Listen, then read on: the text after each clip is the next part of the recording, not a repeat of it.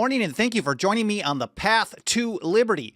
It's Wednesday, May 5th, 2021. And on this episode, I'm once again talking about the ever-grasping nature of power. Whether you give it to a single person or a bunch of people, power always seeks to expand and grow. It's a topic I've covered on a bunch of different episodes, but it's one that I think that it's always good to revisit. I'll mostly be sharing a bunch of quotes, great quotes from founders and old revolutionaries on power, on limiting power, and a little bit on what to do about it. I've got Madison, Mason, Adams again, Washington, Hancock, Dickinson, plus a few from Abigail Adams, and even some anti-federalists too. But first of all, before getting to that, my name is Michael Bolden. We broadcast live every Monday, Wednesday, and Friday at 9:30 a.m. Pacific time from here in my home office and studio in downtown Los Angeles for the 10th Amendment Center. Our show homepage is 10thamendmentcenter.com/path to liberty. It's all spelled out, and that's where you're going to find everything you need to follow this program, all the archives, individual episodes. I link to stuff that I'm talking about. Today, I'm going to link to a bunch of letters and source documents so you can see the quotes that I'm talking about in context and read them on your own time. Maybe you can cite them in the future. I also have all the different platforms we're on. We live stream on a handful, primarily of mainstream video platforms. We're also on a bunch of audio-only podcast edition platforms like Podbean, Spotify, Apple Podcasts, iHeartRadio, Stitcher, TuneIn, and the rest. And then we have a bunch of other, we'll call them niche social platforms where we publish the videos. Gab TV, we're on MeWe and Minds, we're on Brighteon, BitChute, and BitTube, and elsewhere. Odyssey, of course, Library.tv. And you can also find on that show homepage our membership program where you can put your financial faith behind our work for as little as $2 a month. We make it go a long, long way in support of the Constitution and liberty. I couldn't be more grateful for any consideration you can give to that. I want to give a quick thank you to a handful of the people who have supported us as a new member recently. There's Jess in Wisconsin, James in Florida, Bryant in Tennessee, Mark in Utah, Derek in Kentucky, Karen in Texas, and an upgrade from Russell here in California, very close by Russell in California. Thank you all so much. Again, the show homepage is 10thamendmentcenter.com/path to liberty. And while we allow people another moment or so to get notifications to join us in the live stream, let's take a quick look over in the live chat. I want to say a quick hello to everyone. Rachel, Richard Banks in Fredonia, Kansas, Bob Landry in Texas, MRGF 78, Dixie Strong 64 in Alabama, Clay Kent, Dan Reed, Josh for Liberty, Melissa Harrell, Patricia Dance, Kurt Compton. Power corrupts, and absolute power corrupts absolutely. And in fact, the more power that you have in government, this is the timeless maxim. We should all be aware of this. The founders actually, this isn't just the Lord Acton quote, almost across the spectrum, the founders recognized that power would always seek to grow. And the more power that you have, the more likely that the corrupt, who are already corrupt, are going to be attracted to the offices and the positions that have that power, because that's what they love, is using power over you to destroy your liberty. M. Gabriel and my buddy Alan Mosley from Late Night with Alan Mosley is awesome. He says, I watch this show to steal all the best analysis to use on our other shows and say it was me. Actually, it's the other way around, man. Anyways, I appreciate you all being here. I apologize if I missed anybody, and I will check the comments a little bit later, maybe during the show, otherwise later today. Let's get right to this. I'm going to rip through just a bunch of quotes that I think tell the story that I'm trying to tell. And I want to start out, and I've used most of these. You probably will recognize them if you're a close follower of this program. I've used them either in the same context of talking about power or in many other contexts as well. Also, talking about power. Let's start out with William Lenoir. We might call him William Lenoir, but I don't think they say Lenoir in North Carolina that way. This was at the North Carolina Ratifying Convention in the summer of 1788, July 30th, actually. And let me pull this up on the screen. He says, it is natural for men to aspire to power. This is what they do. And that's basically what I was getting at in response to, wow, who's the person who left the quote? This was a great quote. Kurt Compton. It's natural for people to aspire to power. They want to be in a place where they have it. So it's not even just about how power in itself always tries to expand, and people who have power become corrupt over time. But when there is power, the corrupt always aspire to get it. He says it is the nature of mankind to be tyrannical. That's William Lenore of North Carolina. In July of 1788, one of the main, well, this is a well-recognized anti-federalist of the day, at least in North Carolina. And I've got a few in a row, kind of rapid fire from Abigail Adams. She consistently recognized problems with power. Here, for example, in a letter to her husband, John Adams, November 27th, 1775. You see this kind of message in her letters. There's a lot of them published, especially at the Massachusetts Historical Society. I believe it's masshist.org. Might be that. I will link to this. Actually, it is masshist.org. You see this type of message pretty consistently in her letters, especially as you're ramping up to the Declaration of Independence. So again, November 27, 1775, whether, I'm just butchering this. I'm sorry. Abigail Adams, you deserve more respect. Power, whether vested in many or a few, is ever grasping. So power, no matter who has that power, will always seek to expand. Here she is in a letter to her son, John Quincy. John Quincy was only, I think, 12 years old at this time. March 20th, 1780. He hadn't even turned 13.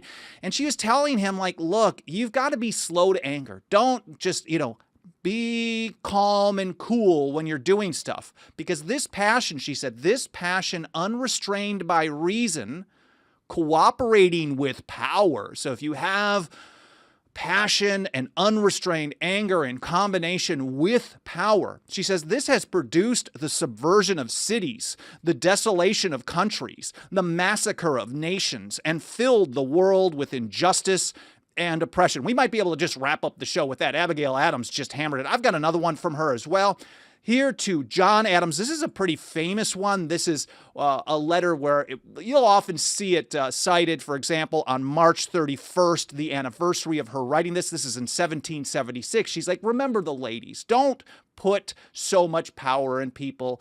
We might foment a rebellion if you don't remember us. But anyway, she says, remember all men would be tyrants if they could. Recognizing, just like William Lenore said, like it is the nature of human beings to be tyrannical. Those of us who don't have that tendency, we don't even aspire to get into power. I was on an interview with Joshua Smith on his Break the Cycle podcast last night, and he was kind of throwing out there, he's kind of teased me about maybe running for office or being on a presidential ticket at some point. He's been jabbing at me for this for years. And I said, there is absolutely zero chance I would ever. And I know a lot of people, political types, will say, I don't want to rule out anything. But I will absolutely rule out any interest in ever being in office because I find it disgusting.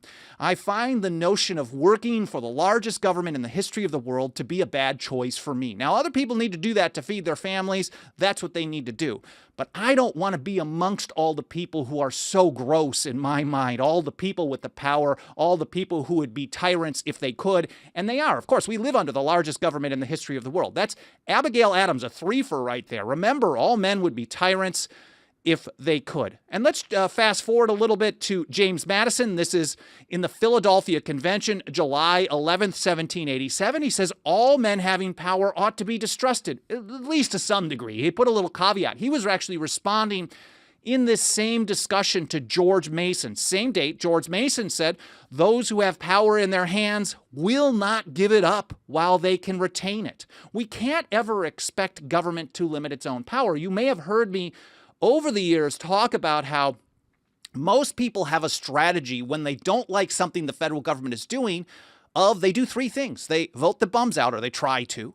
They go to federal courts in the hopes that they will limit federal power. They vote bums out in the hopes that the new bums will say, we don't want this power, or they march on D.C. and the demand that you guys got to limit your own power. This notion that you can convince government people to restrict their own power is almost absurd. George Mason recognized this. Those who have power in their hands will not give it up while they have it.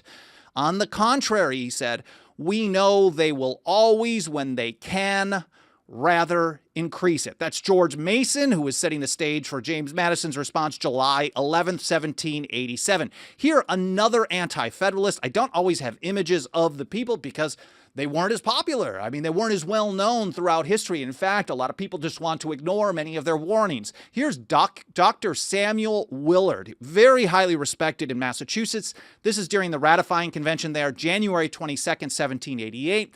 He was recognizing, now this isn't just, they weren't just recognizing that there was a problem with the British Empire. Once a government got really big, then there's a problem with power. They were students of history. They understood that any time you gave people power, and they looked through history to learn these types of things. And this is how Willard put it. He says, where power had been trusted to men, whether in great or small bodies, they had always abused it. That's the same message that Abigail Adams had some years earlier. Or was it some years earlier? Yeah, just a couple of years earlier. She says, power, whether vested in many or a few, is ever grasping. She was no anti-federalist. John Adams, her husband, was no anti-federalist, but it's the same message in the same colony, the same state of Massachusetts. People understood this. No matter who you give power, it will always seek to expand. So that was Samuel Willard. Another Samuel in Massachusetts, man, they were hammering it home there. Samuel Adams, the father of the American Revolution. This is in 1780 in a letter to his great friend, James Warren, October 24th. He said, power is intoxicating. We have heard the phrase, they're drunk with power. I don't know, did it come from Samuel Adams? Maybe. Maybe it came from someone else. I mean, we know where his namesake is today. Power is intoxicating. And men legally vested with it too often discover a disposition to make an ill use of it and an unwillingness to part with it. You may be seeing a consistent message. Oh, Bolden, I've heard that, I've heard that, I've heard that. But we cannot remind people enough that it doesn't matter who has the power. It doesn't matter if you like the person using the power. It doesn't even matter if you like what they're doing with it. It's always a bad choice because the power you give someone to do something you like today will eventually be in the hands of someone you disagree with to do stuff that you hate in the future. Here's Patrick Henry in his one of his many great speeches in the Virginia Ratifying Convention. This is, I've got a link to this at libertyfund.org.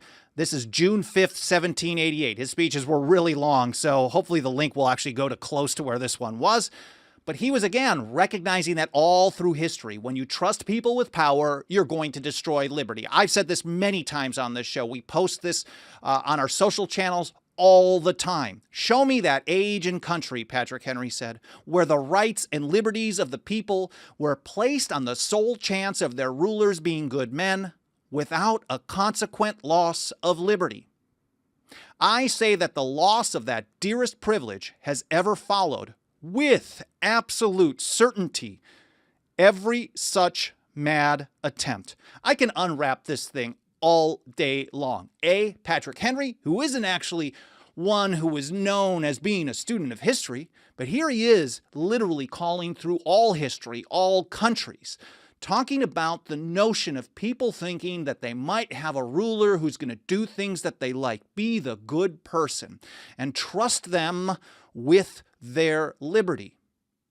Now, maybe that person in power at that moment, that day, that year, that decade, doesn't violate their liberty, that doesn't destroy their liberty. But once that power is established, you have the precedent, and again, someone else will use it. He considered it an absolute certainty all through history. So if it's always happened like that all through history, in fact, the founders really considered this. If you had the same type of structure and the same type of a scenario in the past, of course, you're going to be likely to have that same kind of scenario in the future. So if you're saying, and he's making the case like, look, we're giving them too much power under the Constitution here. He was actually against it. And he's saying, like, look, if we're going to just trust these people, the good ones, to rise to the top, this is a mad attempt, and you're guaranteed to lose liberty. Richard Henry Lee says almost the same thing in a letter to Patrick Henry the following year. This is May 28th, 1789.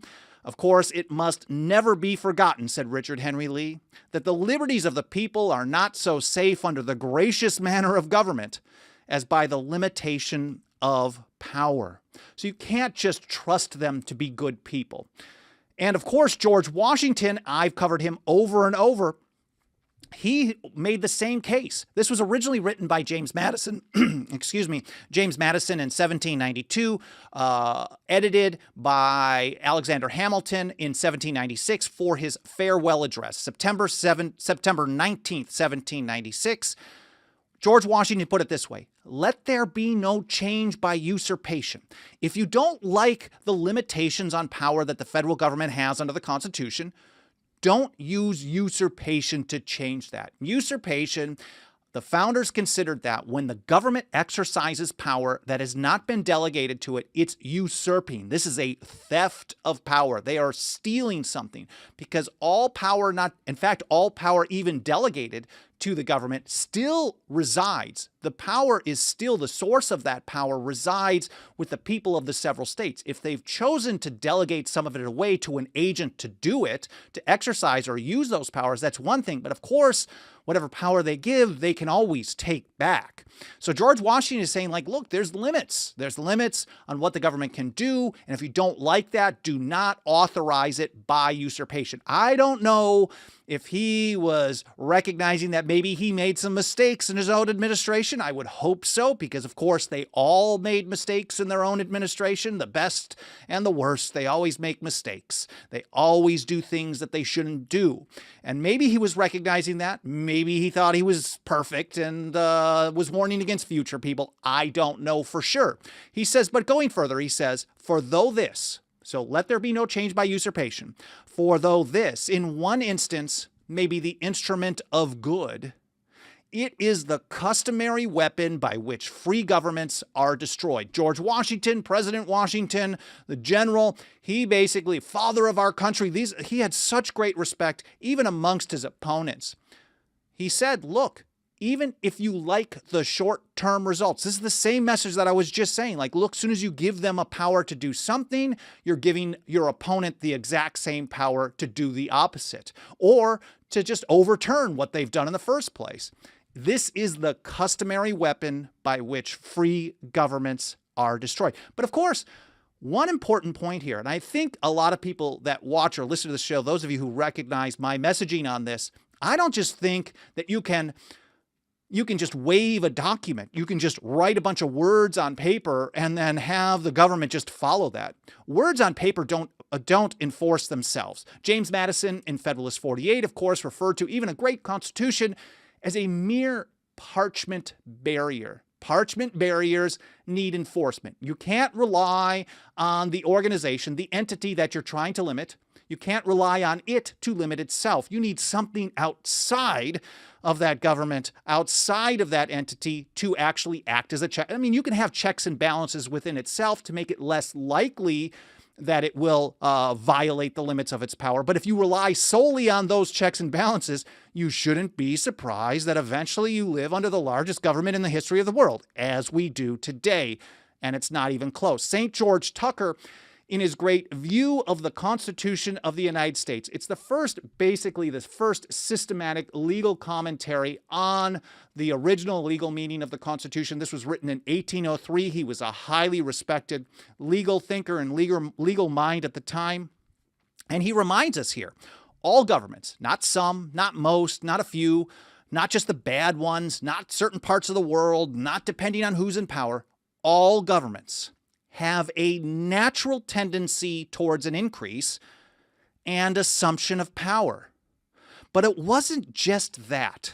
He even pointed out that the administration of the federal government by 1803 has too frequently demonstrated that the people of America are not exempt from this vice in their Constitution. That vice still existed. Even at 1803, it was clearly obvious to honest writers like St. George Tucker. So he points out, he says, we have seen that parchment chains, just like Madison said in 1788, urging the state of New York to ratify the Constitution in Federalist number 48, mere parchment barriers. He says, we have seen that parchment chains are not sufficient to correct this unhappy propensity. So if you rely on the document, you rely on words on paper to do things that require human action to do, you're going to see government grow. This is a vice. And so this is the same type of thing that John Dickinson said some decades earlier. This is letter 6 from his Letters from a Farmer in Pennsylvania in 1767. This was in response to the hated Townshend Acts in the run-up to the Revolution. It was the most widely read set of papers on American liberty till the publication of Common Sense by Thomas Paine in early 1776. He recognized, and I think this is probably what Tucker and everybody else were recognizing, that, quote, all artful rulers who strive to extend their power beyond its just limits endeavor to give their attempts as much semblance of legality as possible. So it doesn't matter what type of parchment barrier, what type of parchment chain. Of course, the better, the tighter that it is, the more restrictive that it is, the harder it is to make those arguments. The less vague that it is, the better.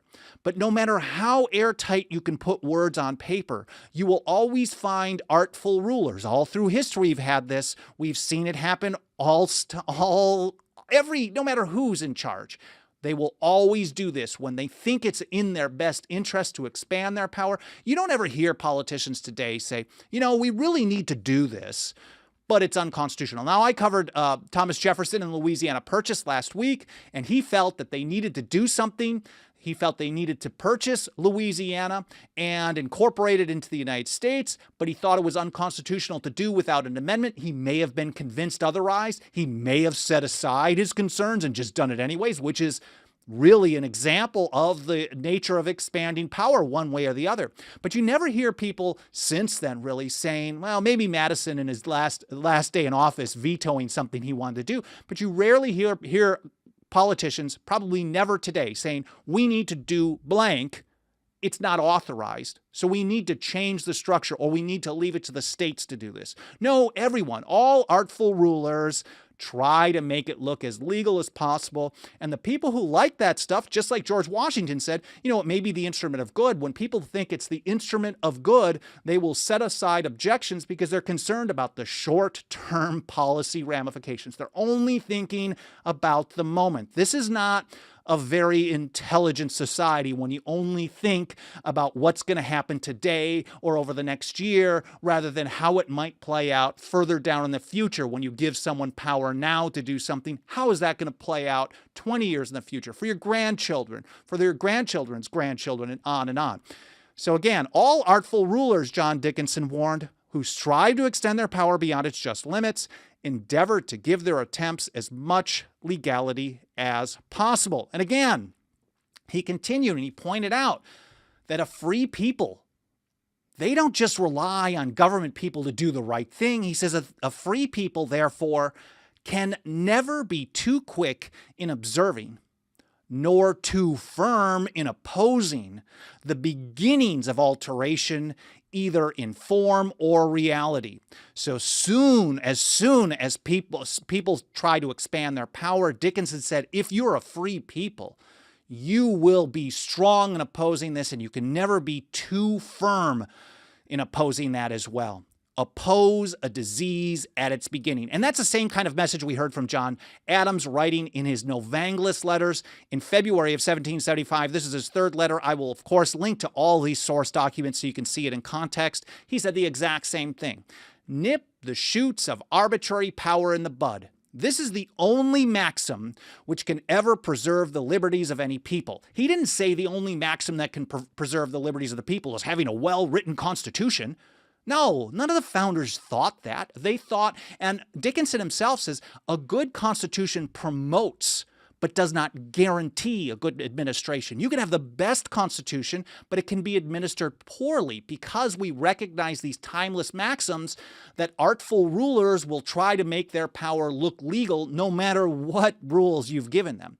And they will always try to expand it, and then many people will just be okay with it as long as it fits their own political narrative. And we see that constantly today with the flipping and flopping and back and forth, opposing and supporting things depending on which team is doing it. John Adams nipped the shoots of arbitrary power in the bud. And I just want to close out with one of my favorite founders, right near the top, John Hancock. And he pointed out just very briefly how you actually nip the shoots of power in the bud under the Constitution. He says the powers reserved by the people render them secure. So using the 10th Amendment, using the tools, now the 10th Amendment hadn't been ratified at that point. It was actually being proposed by Hancock, Adams, and others in the Massachusetts Ratifying Convention. This is February of 1788. They actually said, like, look, they weren't going to get it ratified until they included in their ratification document that they wanted to see a series of amendments, the first of which was a precursor to the 10th Amendment. Those powers not delegated to the federal government are reserved to the states, respectively, or to the people. It's 28 words. He said, the powers reserved by the people render them secure. Because it doesn't matter what the federal government does, as long as the people of the several states, when enough of them say no to Washington, D.C., enough states pass laws backing the people up, there's not much the feds can do to force their so-called laws, regulations, or mandates down our throats. Patricia Dance says there is danger from all men. John Adams is another great one. I thought about including that one. He said, trust no man living with the power to endanger the public liberty. Well, I hope you guys found this interesting. I hope it was educational. I've done some pretty in-depth shows recently. I hope just ramming through these quotes was kind of fun and entertaining as well. Josh Liberty says, great header to the stream. None should be trusted in government, at least not within a system that has zero legit representation. I don't think you should trust people in government no matter what. And I think that's probably where Josh is coming from as well. It doesn't matter. As soon as they have power, they shouldn't be trusted. They say, the old Reagan quote, trust but verify type thing. No. This is actually putting trust first. Never trust. And when they do the right thing, you can give them kudos for it, reward them like a dog, give them a little treat when they do the right thing, maybe. That's how I would say treat politicians. Even if they're your friend, even if you know them, as soon as they have power, all the founders have told us, look, you cannot trust this. You have to always be hounding them, be on top of them. You never can be too quick to observe, as John Dickinson told us, any changes in form or reality of the limits on their power. Haji, 1954, says, excellent exposition, Chief. I really appreciate it. Patricia Dance says, what happens when the states become tyrannical themselves? Absolutely. And when I talk about the powers reserved to the people, this isn't just about state governments. When they're talking about states in this scenario, it's really the people of the several states. So the people have a much better chance of making changes on a state or a local level than they do on a national level. So we're recognizing that the more that power is decentralized, the more that decentralization happens, the closer you are. Our goal, of course, is individual liberty. So the closer that the decision-making is happening to the individual, the better the chance we have of having more individual liberty. Now, unfortunately, not many people do what Samuel Adams told us, which is all would be free if they, A, valued freedom, they understood the advantages of liberty and freedom, and defended it as they ought. It's a 1-2 punch. If you only have part of it, if you value it, but you don't know how to defend it, you're not going to be free. If you know how to defend it, but you don't really know what you're defending, you're not going to be free. So you really have to understand all of this. Bob Brewer says, Michael has never been better. I'm just lucky to be able to share with you through my mouth the words of the great founders and old revolutionaries, anti-federalists and federalists alike, and I hope you actually appreciate this information. I hope you enjoyed it. If you want to help us spread the word, and thank you so much for saying that, Bob, I really appreciate it. If you want to help us spread the word, you guys can do a bunch of easy peasy free things like smashing the like button, leaving a review on Apple Podcasts or any other podcast platform, comments heavily in the archive. Really, all these things trigger the algorithm of the platforms, primarily the mainstream ones, and it tells that algorithm to show the program to more people. We are reaching more and more people through our many, many platforms every single month. Record numbers growing. We're not huge by any stretch of the imagination, but we are consistently growing, and I can't thank you enough for helping us spread the word. And as I mentioned at the beginning, if you want to put your financial faith behind a work, I've seen a bunch of people in the live chat today who are members. I'm not going to out anybody, but I'm so grateful for your support. Please do not feel obligated to do so, because we're going to continue doing this program for free.